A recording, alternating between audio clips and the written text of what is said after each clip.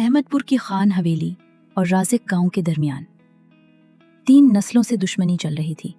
आयजा ने कभी नहीं सोचा था कि एक दिन अपने भाई को बचाने के लिए वो इसी खानदान के मगरूर नवाबजादे फहद खान से शादी के लिए हाँ कहेगी। वो दुश्मनी की कीमत थी या एक खामोश कर्ज। फहद की आंखों में सिर्फ सर्दी थी और हाथ में सिर्फ एक कागज। 1 साल, सिर्फ 1 साल, ये रिश्ता सिर्फ एक मुआहिदा रहेगा। आयजा की हाँ उसके भाई को जिंदगी दे सकती थी, मगर उसके दिल से क्या ले लेगी। रात गहरी थी, हवा तेज चल रही थी और गांव की चौपाल में खौफ फैला हुआ था। आयजा के भाई हसन का खून बह रहा था। 2 आदमी उसे उठाकर घर की तरफ भाग रहे थे। अम्मी जल्दी आए, हसन जख्मी है। आयजा दौड़ती हुई आई। उसने हसन को देखा और उसका रंग उड़ गया। ये कैसे हुआ? एक आदमी ने हाँफते हुए कहा। खान के आदमियों से झगड़ा हो गया था, लड़ाई में गोली चल गई और हसन जख्मी हो गया। आयजा के हाथ सर्द पड़ गए। कमरे में चुप सी छा गई। उसके वालिद राजिक साहब साकित रह गए। गांव के लोग भी जमा हो गए। सब जानते थे ये सिर्फ हादसा नहीं था, ये पुराने जख्म का नया खून था। अब क्या होगा? क्या फिर दुश्मनी बढ़ेगी? क्या खून का बदला फिर खून होगा? इतने में दरवाजे पर दस्तक हुई। सबकी नजरें उस तरफ उठ गईं। दरवाजा खुला और सामने फहद खान खड़ा था। ऊंचा कद, सर्द चेहरा और आंखों में खामोश गुरूर। वो अंदर आया और सीधा हसन के करीब गया। मैं डॉक्टर लेकर आया हूं। उसकी आवाज ठंडी थी मगर मजबूत।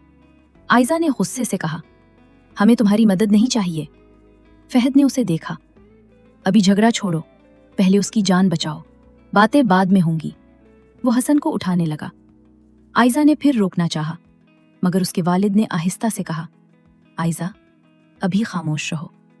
चंद लम्हों बाद हसन को गाड़ी में डाल दिया गया और आयजा ने पहली बार महसूस किया, कभी कभी दुश्मन की दी हुई मदद एहसान नहीं लगती, जहर लगती है। शहर का अस्पताल, सफेद दीवारें, तेज रोशनी और बेरहम खामोशी। हसन को फौरन अंदर ले जाया गया। आयजा बाहर खड़ी थी। हाथ कांप रहे थे और दिल जोर जोर से धड़क रहा था। कुछ देर बाद डॉक्टर बाहर आया। उसके चेहरे पर संजीदगी थी। सर्जरी फौरन करनी होगी, हालत नाजुक है, देर की गुंजाइश नहीं। राजिक साहब ने बेबसी से पूछा, खर्चा कितना होगा? डॉक्टर ने रकम बताई और कमरे में खामोशी गिर गई। रकम बहुत बड़ी थी, बहुत ज्यादा, उनकी हैसियत से कहीं ज्यादा। आयजा ने मुश्किल कहा, हम बंदोबस्त कर लेंगे। डॉक्टर ने सख्त लहजे में जवाब दिया, वक्त नहीं है, सर्जरी अभी करनी होगी। आयजा की आंखों में आंसू भर आए। वो दीवार के साथ लग गई। तभी फहद आगे बढ़ा, अदायगी में कर दूंगा। आयजा ने हैरत से देखा, क्यों? उस दुश्मनी में तुम हमारी मदद क्यों कर रहे हो? फहद की आवाज पुरसुकून थी। ये दुश्मनी बड़ों की थी, जान बचाना इंसानियत है। उसने चेक निकाला और डॉक्टर के हाथ में दे दिया। आयजा की नजरें उस पर जम गईं और बदले में फहद चंद लम्हे खामोश रहा, फिर बोला, अभी कुछ नहीं, पहले इलाज होने दो, फिर बात करेंगे। ये सादा सा जुमला था, मगर आयजा के दिल में कहीं खौफ उतर गया, क्योंकि वो जानती थी कुछ लोग एहसान मुफ्त नहीं करते, कीमत बाद में लेते। 4 दिन बाद हसन की हालत बेहतर हो गई थी। घर में सुकून तो नहीं था, मगर एक सांस जरूर आ गई थी। फिर एक दिन पैगाम आया, फहद खान मुलाकात करना चाहता है। आयजा के चेहरे पर फौरन सख्ती आ गई। बाबा, ये लोग अब अपना एहसान जताएंगे। राजिक साहब खामोश रहे। शाम को फहद आया। उसके साथ एक वकील भी था और हाथ में एक फाइल।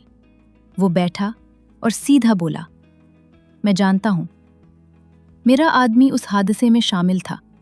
अस्पताल का खर्च मेरी जिम्मेदारी था, मगर मसला सिर्फ पैसा नहीं, दुश्मनी अभी भी जिंदा है।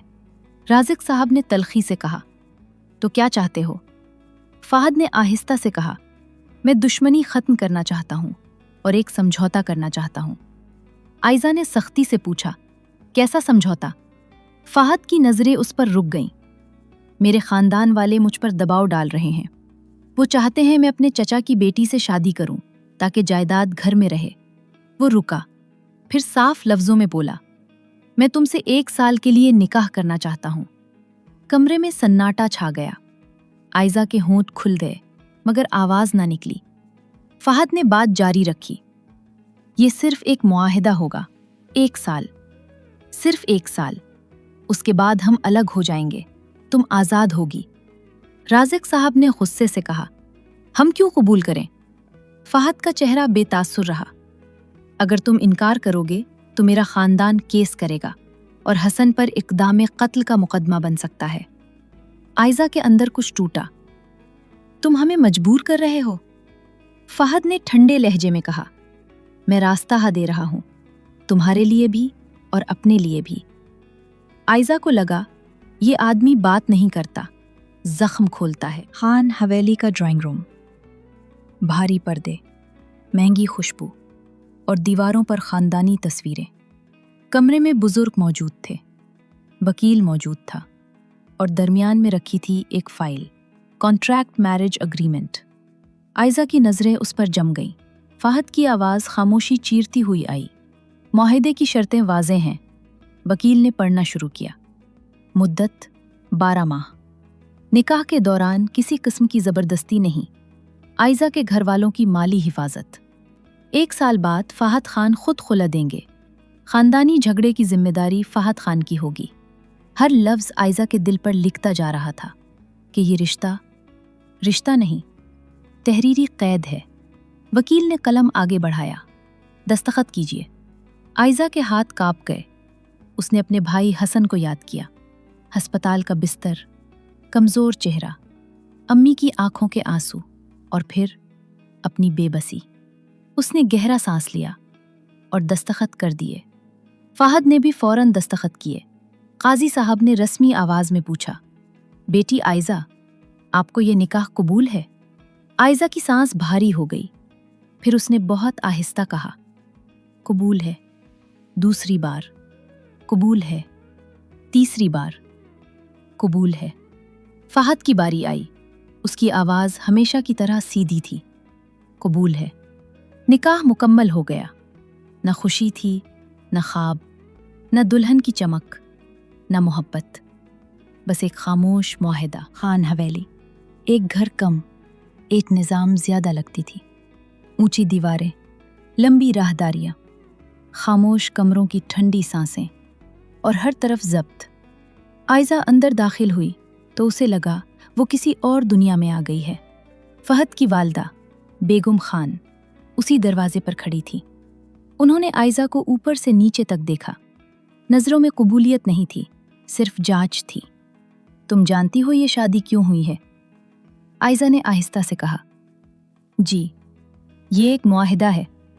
بیگم خان نے سخت لہجے میں کہا، معاہدہ جو بھی ہو، ہمارے گھر کی عزت پر فرق نہیں آنا چاہیے۔ یہاں ہر رسم، ہر اصول، ہر حد کا خیال رکھنا ہوگا۔ آئزہ نے سر جھکا لیا، میں کوشش کروں گی۔ بیگم خان کی آواز اور سخت ہو گئی، کوشش نہیں، نتیجہ چاہیے۔ فہد نے درمیان میں کہا، امی، ابھی اتنا کافی ہے۔ بیگم خان خاموش ہو گئیں، مگر ان کی آنکھیں اب بھی آئزہ پر تھیں۔ آئزہ نے اسی لمحے سمجھ لیا، یہ گھر اس کا استقبال نہیں کرے گا، اسے خود اپنے لیے جگہ بنانی ہوگی۔ نکاح کے بعد دونوں کے الگ الگ کمرے تھے۔ رشتہ میاں بیوی کا تھا، مگر حقیقت معاہدے کی تھی۔ ایک رات آئزہ راہداری میں کھڑی تھی۔ اس کے ہاتھ میں حویلی کا نقشہ تھا اور چہرے پر الجھاؤ۔ فہد دیر سے گھر آیا۔ اس نے اسے وہاں دیکھا۔ کیا تلاش کر رہی ہو؟ آئزہ چونکی، یہ گھر بہت بڑا ہے، میں راستہ بھٹک گئی تھی۔ فہد کے ہونٹوں پر بہت ہلکی مسکراہٹ آئی۔ کچھ راستے خود تلاش کرنے پڑتے ہیں، آئزہ نے فوراً جواب دیا، اور کچھ راستوں پر دھکیل دیا جاتا ہے۔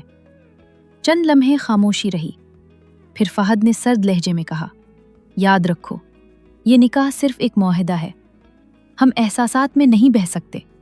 آئزہ نے اسے دیکھا اور دل میں آہستہ سے سوچا، دل کب شرطیں مانتا ہے؟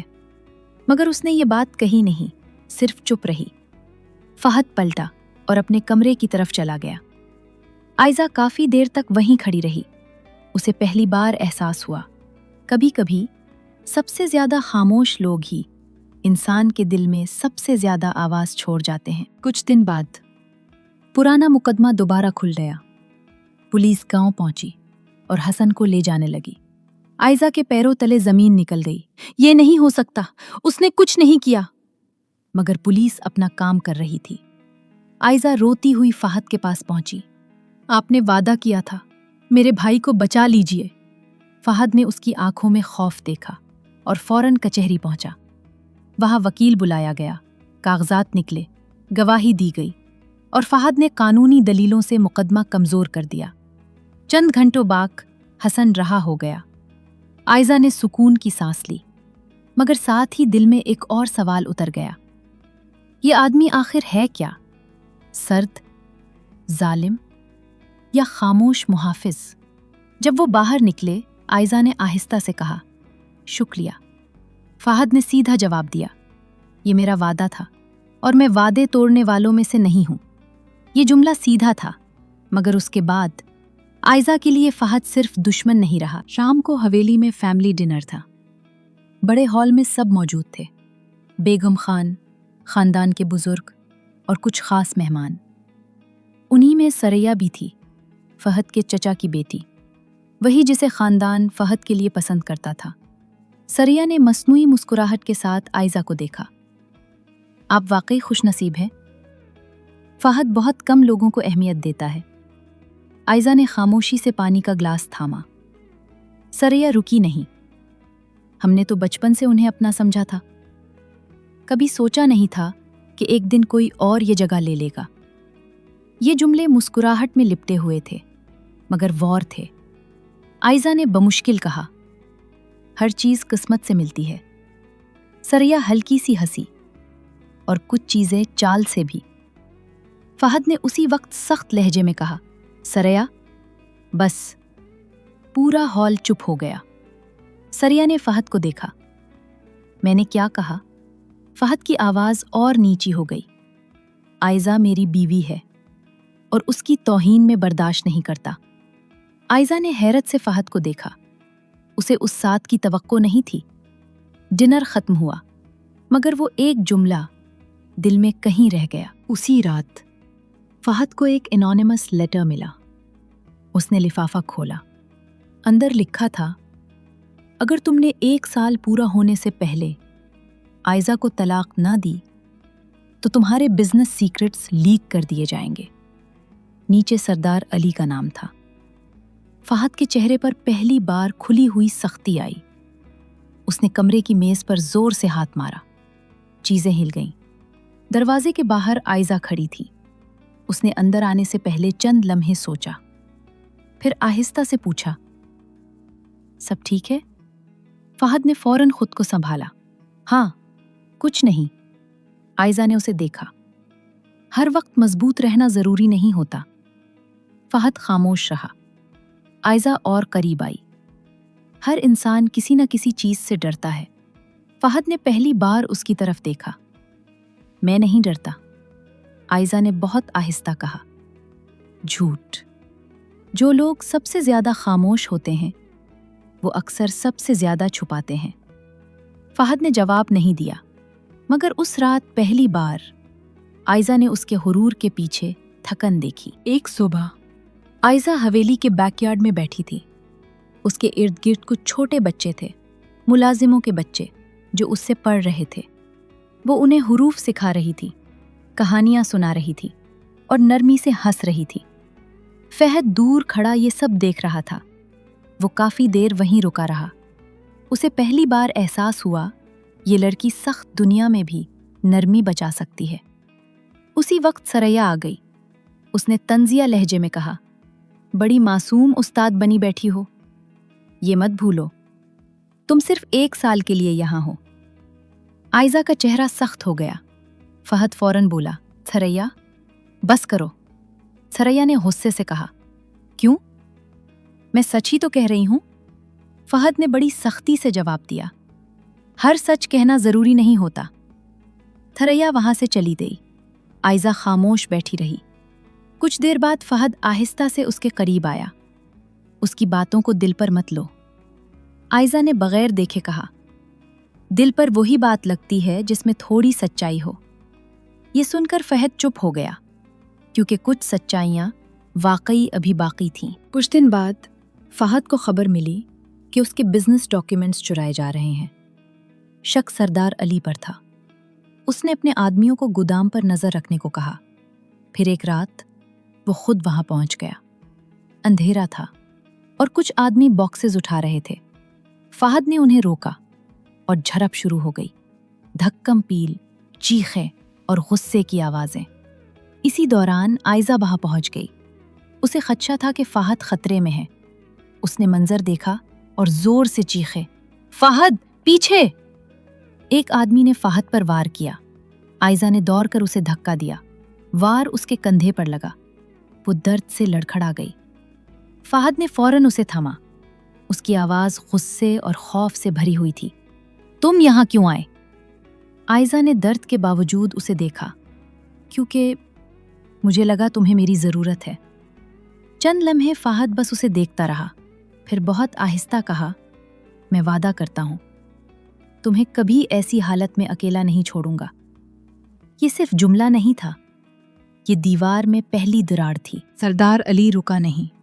उसने पूरे गांव में अफवाह फैला दी कि फहद और आयजा का निकाह झूठा है, और ये भी कि फहद अब भी सरैया से जुड़ा हुआ है।